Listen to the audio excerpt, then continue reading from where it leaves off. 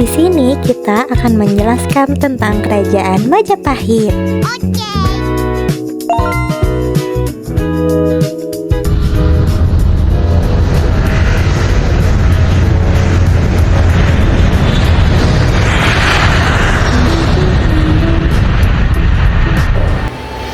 Kerajaan Majapahit terletak di Pulau Jawa bagian timur, tepatnya di daerah Trowulan, yang sekarang masuk wilayah Kabupaten Mojokerto, yaitu Jawa Timur. Pada masa itu, wilayah Majapahit berada di daerah dataran rendah yang subur karena dilalui oleh Sungai Berantas. Sungai ini menjadi jalur penting untuk perdagangan, pertanian, dan transportasi. Letak Majapahit juga sangat strategis karena dekat dengan jalur perdagangan antar pulau dan laut. Hal ini membuat Majapahit berkembang menjadi kerajaan besar dan kuat di Nusantara. Dari pusat pemerintah di Trowulan, Majapahit berhasil menguasai banyak wilayah di Indonesia dan Asia Tenggara, sehingga dikenal sebagai kerajaan maritim dan agraris.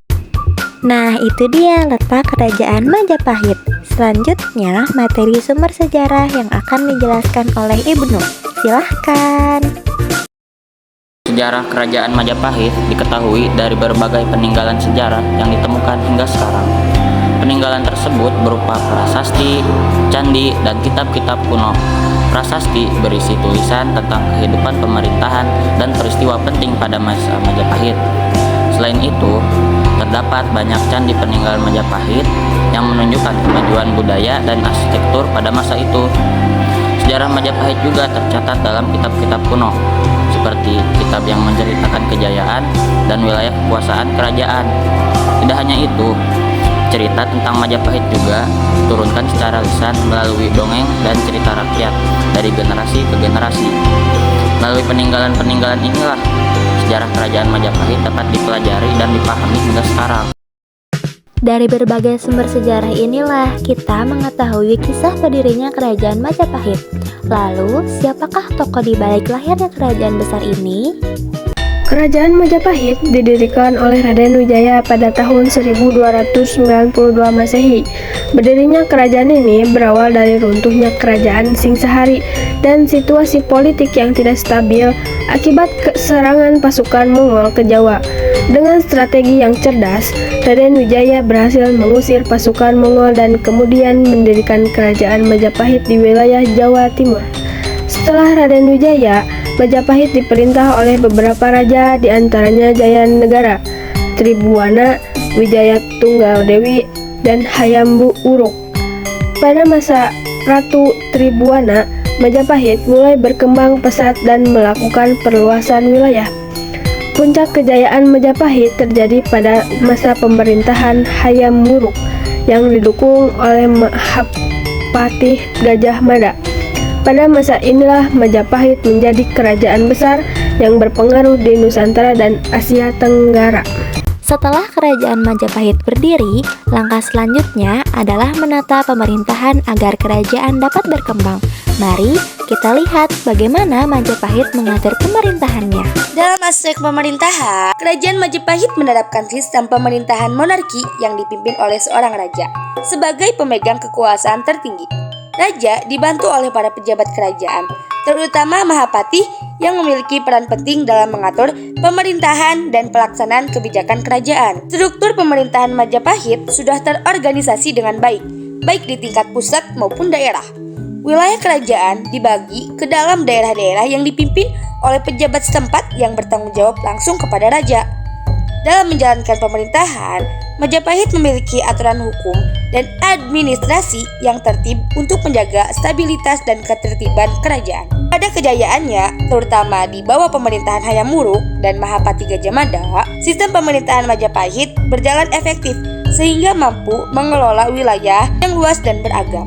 Hal ini menjadikan Majapahit sebagai salah satu kerajaan dengan pemerintahan yang kuat dan berwibawa di Nusantara. Pemerintahan yang teratur turut membentuk kehidupan budaya dan sosial masyarakat Majapahit. Kini kita beralih pada kehidupan budaya dan sosial di Kerajaan Majapahit.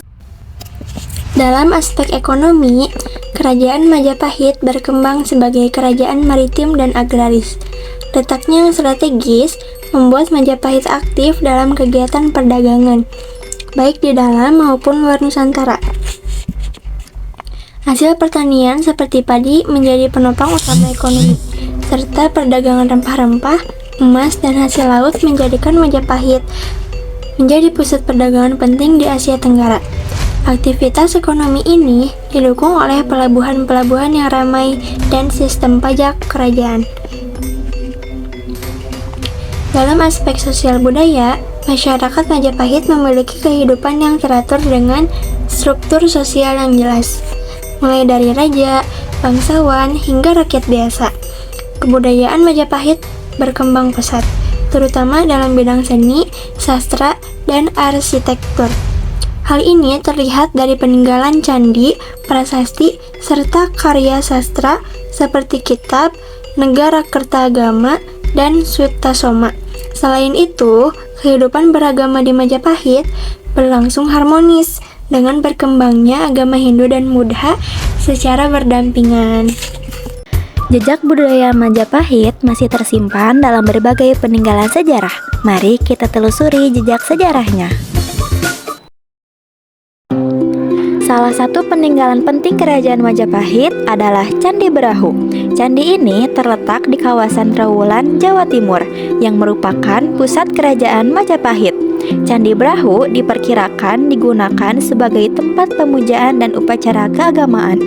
Bentuknya yang sederhana dari bata merah menunjukkan ciri khas arsitektur Majapahit. Majapahit juga memiliki tata kota yang maju. Hal ini dibuktikan dengan adanya gapura-gapura besar berbahan bata merah. Gapura ini menunjukkan kemampuan arsitektur Majapahit yang sangat tinggi dan menjadi ciri khas bangunan pada masa itu. Selain itu, terdapat Candi Penataran yang berada di Blitar, Jawa Timur. Candi ini merupakan kompleks candi terbesar di Jawa Timur. Candi Penataran berfungsi sebagai tempat ibadah Hindu dan juga sebagai tempat pemujaan kerajaan. Relief-relief pada dinding candi menggambarkan kisah Ramayana dan Krisayana, serta kehidupan masyarakat pada masa Majapahit. Itulah seputar Kerajaan Majapahit. Kerajaan Majapahit bukan hanya bagian dari masa lalu, tetapi juga warisan berharga bagi bangsa Indonesia. Dengan memahami sejarahnya, kita belajar arti persatuan dan kejayaan Nusantara. Itu saja pembahasan kita pada hari ini. Terima kasih telah menonton. Sampai jumpa di pembahasan berikutnya.